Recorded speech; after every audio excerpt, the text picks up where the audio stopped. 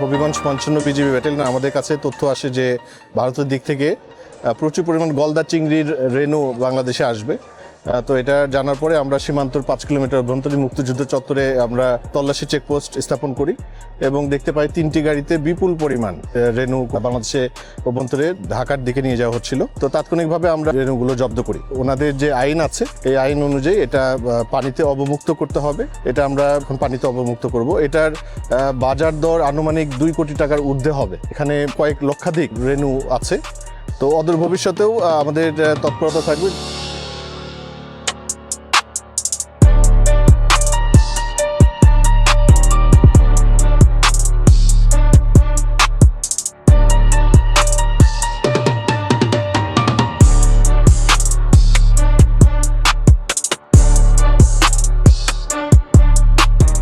আমাদের দেশের সীমান্ত ব্যবহার করে এই ধরনের কোনো কিছু না আসে, যাতে করে আমাদের দেশীয় যে মৎস্য চাষি যারা আছেন, খামারি যারা আছেন, তাদের স্বার্থটা যেন রক্ষা পায়।